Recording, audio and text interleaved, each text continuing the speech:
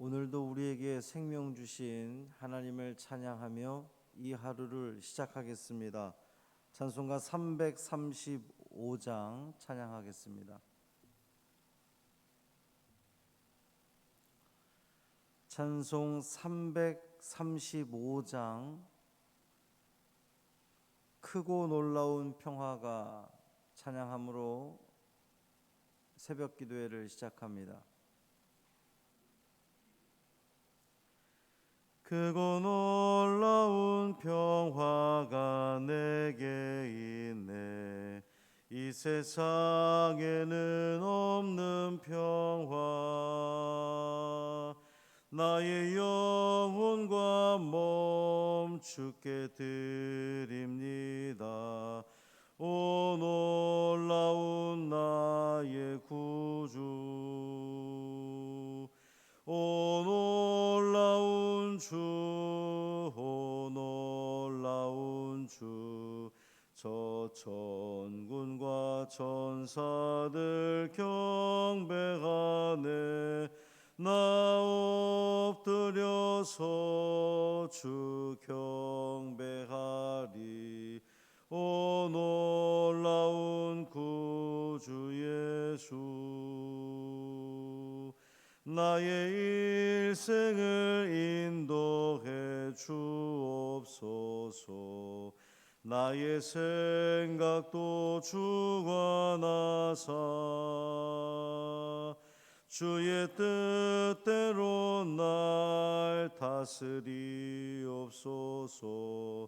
오 놀라운 나의 구주.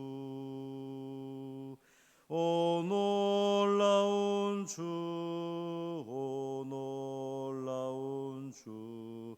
저 천군과 천사들 경배하네. 나 엎드려서 주 경배하리. 오 놀라운 구주 예수. 나의 모든 것 주님께 드리오니 주여 기쁘게 받으시사 주의 나라 위에 성별하옵소서. 오 놀라운 나의 구주. 오 놀라운 주, 오 놀라운 주. 저 천군과 천사들 경배하네.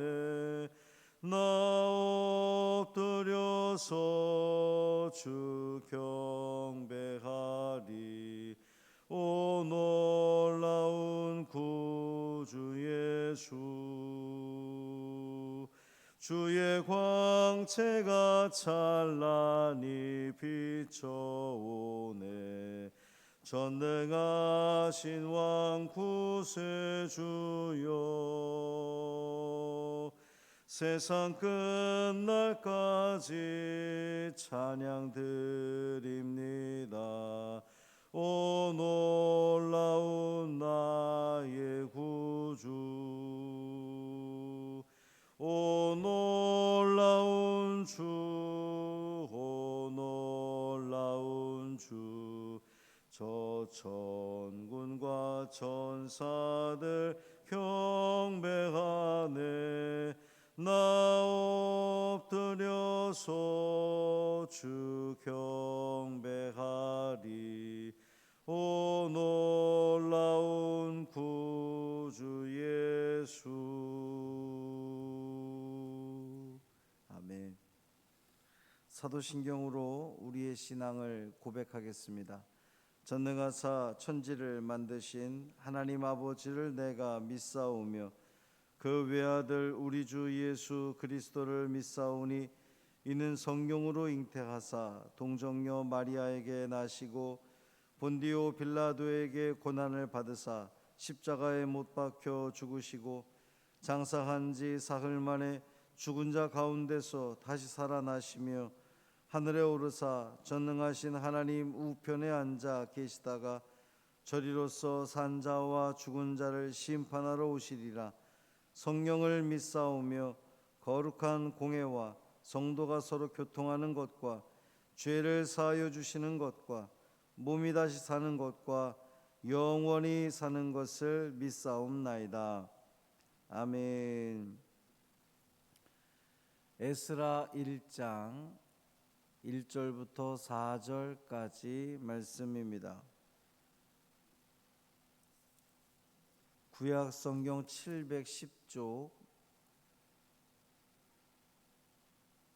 에스라 1장 1절부터 4절까지 말씀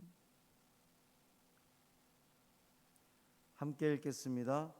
바사왕 고레스 원년에 여호와께서 예레미야의 입을 통하여 하신 말씀을 이루게 하시려고 바사왕 고레스의 마음을 감동시키심에 그가 온 나라에 공포도 하고 조서도 내려 이르되 바사왕 고레스는 말하노니 하늘의 하나님 여호와께서 세상 모든 나라를 내게 주셨고 나에게 명령하사 유다 예루살렘의 성전을 건축하라 하셨나니 이스라엘의 하나님은 참 신이시라. 너희 중에 그의 백성된 자는 다 유다 예루살렘으로 올라가서 이스라엘의 하나님 여호와의 성전을 건축하라. 그는 예루살렘에 계신 하나님이시라. 그 남아있는 백성이 어느 곳에 머물러 살든지 그곳 사람들이 마땅히 은과 금과 그 밖의 물건과 짐승으로 도와주고 그 외에도 예루살렘에 세울 하나님의 성전을 위하여 예물을 기쁘게 드릴지니라 하였더라. 아멘. 이 말씀 하나님 말씀입니다. 오늘도 여러분의 삶을 하나님께서 따뜻하게 지켜주시고 보호해 주시는 복 있는 삶 되기를 주님의 이름으로 축원합니다. 바벨론 제국을 멸망시킨 바사, 이제 이 에스라 느헤미야는 시대적인 배경이 바사, 페르시아입니다. 바사를 기억하셔야 돼요. 바사의 고레스 왕, 그의 원년에 바벨론 제국의 포로로 잡혀온 이스라엘 백성들의 귀환, 그러니까 예루살렘으로의 귀환, 그리고 또 성전 건축을 허가하는 이 칙령을 내렸습니다. 고레스 왕의 이런 조치는 역사 가운데 찾아보기 매우 힘든 그러한 사건이었어요.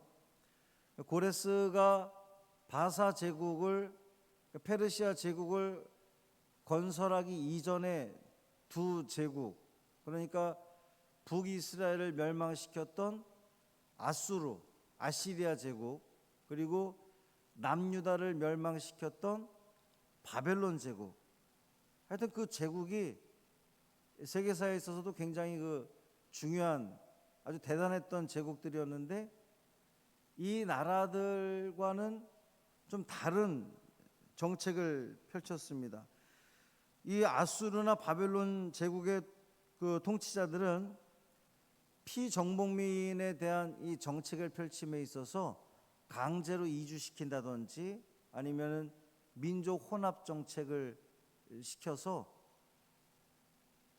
피정복민들이, 피지배민들이 그 나라에 아주 충성하도록, 그러니까 꼼짝 못하도록, 반항하지 못하도록 그러한 정책을 펼쳤단 말이에요. 근데 이 고레스는, 바사의 왕 고레스는 이전의 두 제국과는 굉장히 다른 정책을 펼쳤어요. 일정한 정치적 자유를 줬고 또 종교의 자유를 허락했습니다. 그러니까 굉장히 관용 정책을 펼친 거죠.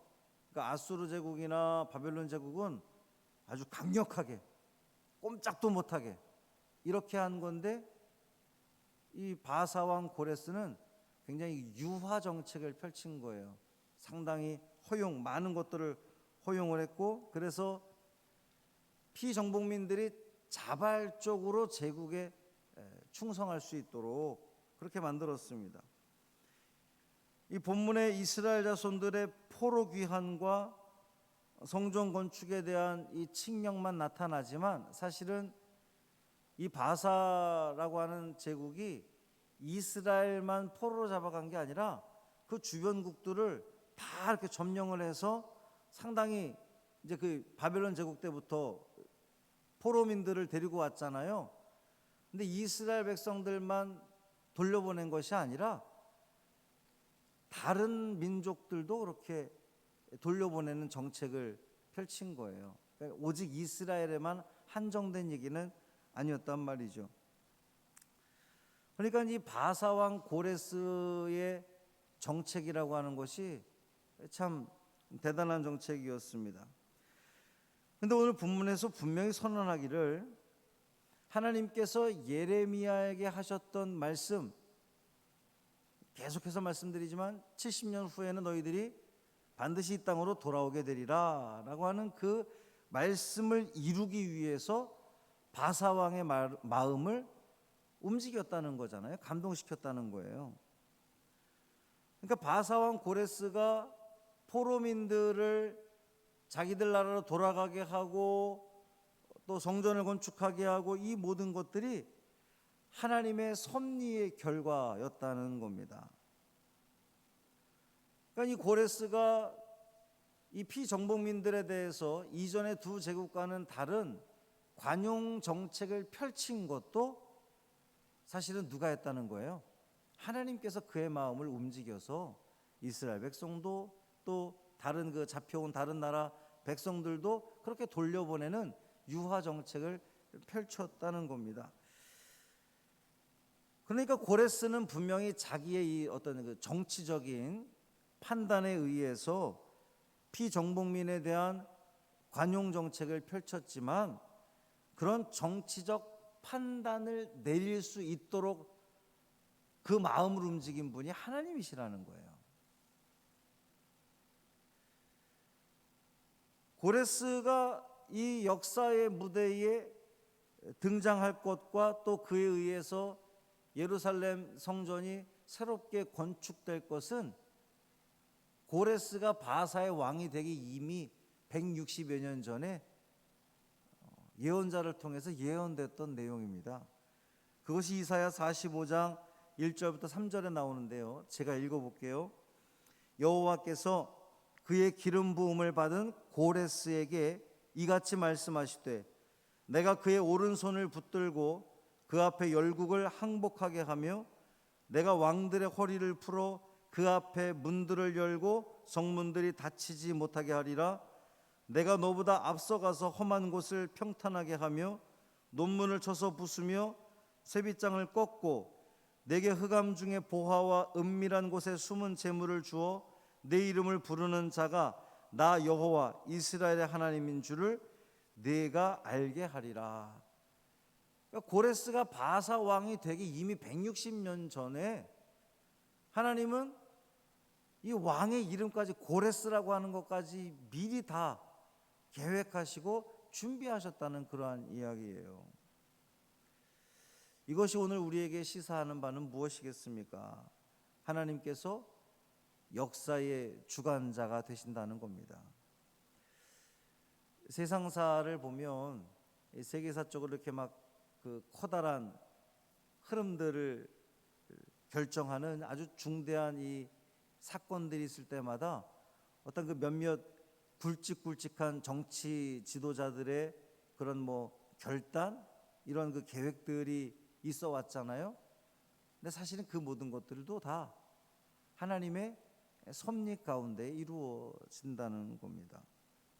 사람이 마음으로 자기의 길을 계획할지라도 그 걸음을 인도하시는 분은 하나님이십니다. 인간의 모든 마음과 생각까지도 하나님께서 인도하신다는 거예요. 그러니까 세계사의 중요한 그 사건들 그런 것들이 어떤 몇몇 지도자들에 의한 정책 결정에 의해서 하지만 그 정책 결정도 하나님께서 그들에게 마음을 허락하셔서 그러한 결정들을 하게 했다는 거예요. 세상의 이 세계의 역사의 주인은 하나님이신 것을 우리는 다시 한번 확인할 수 있습니다. 사랑하는 성도 여러분, 이 역사 가운데에 말씀하시고자 하는 그 하나님의 뜻을 발견하는데 여러분의 그 힘을 쏟으시기를 바랍니다.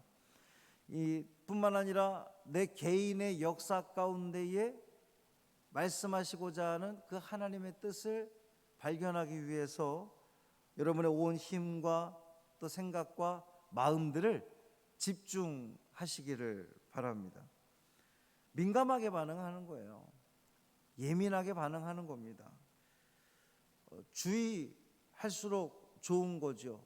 우리 옛말에 돌다리도 두드려 가라 이런 말이 있듯이 우리는 늘 주의하며 살아가는 거예요. 그냥 뭐 세상 살아가는 거 흘러가는 대로 살아가지, 그렇게 대충 살아가는 것이 아니라 그것이 무슨 뭐 자유인인 것처럼 나는 세상 흘러가는 대로 그냥 내 몸을 맡기고 살아가, 이것이 아니라 매 순간순간마다 펼쳐지는 그 모든 역사들, 그러니까 세계의 역사들을 통해서도 하나님의 뜻이 무엇일까 생각하고, 우리 나라의 역사 가운데서도 하나님의 뜻이 무엇일까 생각하고, 내 개인의 역사 가운데도 이런 일들이 과연 하나님의 뜻이 과연 무엇일까 아주 예민하게 반응하는 거예요.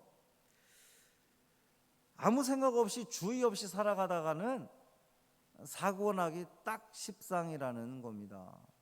우리가 운전을 할 때에도 잠깐 한눈 파는 사이에, 주의 집중을 잠깐 놓치는 사이에 사고는 발생하는 거거든요. 그리고 내가 주의 집중하지 않으면 갑작스러운 그 돌발 상황이 발생했을 때에 그 사고를 피하지 못합니다. 온전히 다 집중을 하면, 온 신경을 다 거기에 쏟고 있으면 어떤 돌발 상황이 타고 와도 탁 브레이크를 밟고 멈출 수가 있는 거예요. 사고를 예방할 수 있는 거예요. 근데 그게 세상이 말하는 방어 운전이라고 하는 건데, 우리가 세상 삶을 살아가면서도 그렇게 방어 운전하듯이 매 순간순간마다 예민하게 민감하게 반응하는 겁니다. 세계 역사 가운데, 우리나라 역사 가운데, 나의 이 개인의 역사 가운데에 끊임없이 말씀하시는 하나님의 그 말씀에 귀 기울이는 거예요. 그렇게 민감하게 반응하기 위해서 무엇이 필요하겠습니까? 주파수를 맞추는 겁니다. 하나님과 주파수를 맞추는 거예요. 하나님과 늘 교신하는 겁니다. 하나님과 교신하는 게 뭘까요? 기도예요. 기도하는 겁니다. 매 순간순간마다 기도하는 삶. 이 성전에 나와서만 기도하는 것은 반쪽짜리 신앙입니다. 반쪽도 안 되죠.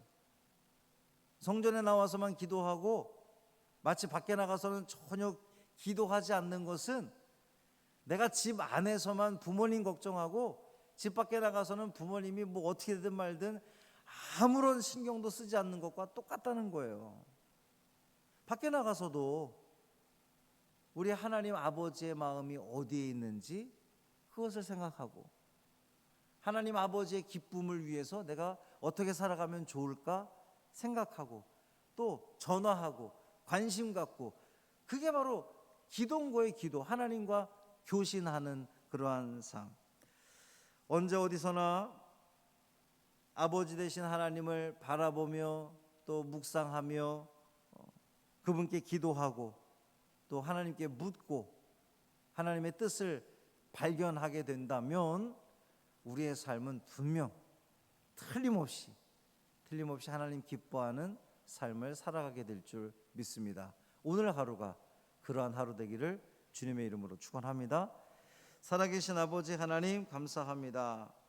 오늘도 우리를 깨워주셔서 주님 성전에 불러 모아주시고 주님 앞에 엎드려 찬양하며 기도하며 말씀 듣게 하신 아버지 하나님 감사합니다.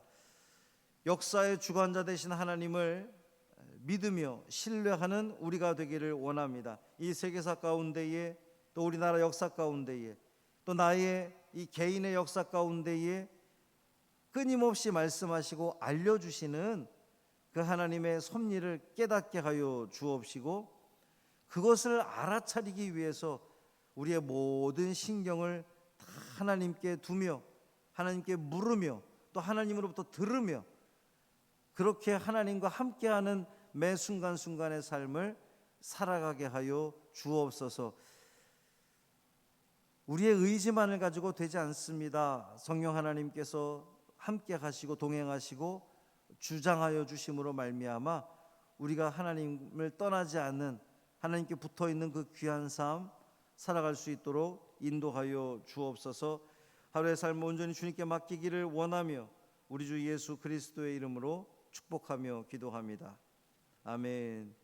하늘에 계신 우리 아버지여, 이름이 거룩히 여김을 받으시오며 나라가 임하시오며 뜻이 하늘에서 이루어진 것 같이 땅에서도 이루어지이다. 오늘 우리에게 일용할 양식을 주시옵고 우리가 우리에게 죄 지은 자를 사하여 준 것 같이 우리 죄를 사하여 주시옵고 우리를 시험에 들게 하지 마시옵고 다만 악에서 구하시옵소서. 나라와 권세와 영광이 아버지께 영원히 있사옵나이다. 아멘.